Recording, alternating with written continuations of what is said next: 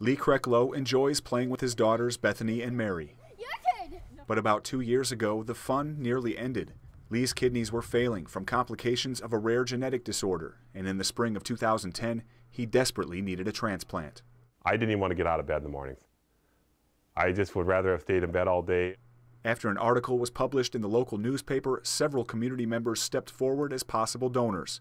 But it was a phone call from a Minneapolis man Lee met on a chance encounter that changed his life forever. Hey, Lee, this is John Barker calling. In 2009, John Barker was spending Thanksgiving with his parents in Tigerton, who happened to be Lee's neighbors. Lee and his family were dropping off holiday baskets around the neighborhood, which they do every year.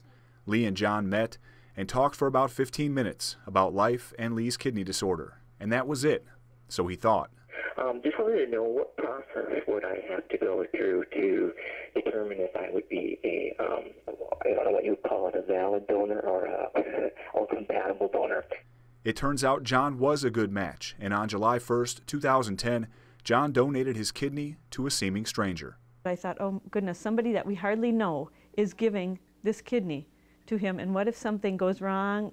The surgery was a success, and almost immediately, Lee felt like a new man. The first thing I did was raise both fists and say, thank you, God. It was just a miracle for me. It was a prayer answered. Today, Lee is doing great, living with almost no restrictions, and no more frequent stops on family walks, and no more sitting on the sidelines during family games.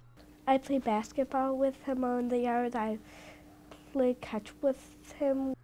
Since the surgery, Lee and John have become close, and to this day, Lee keeps that faithful message on the answering machine to remind him of who gave him a second chance. You know, it's a miracle what you can do just by giving a part of yourself. You can sure make a difference in another person's life, because I probably would not be alive today if it wouldn't have been for that gift that I received. In Tigerton, John D. Rivers, News Channel 7.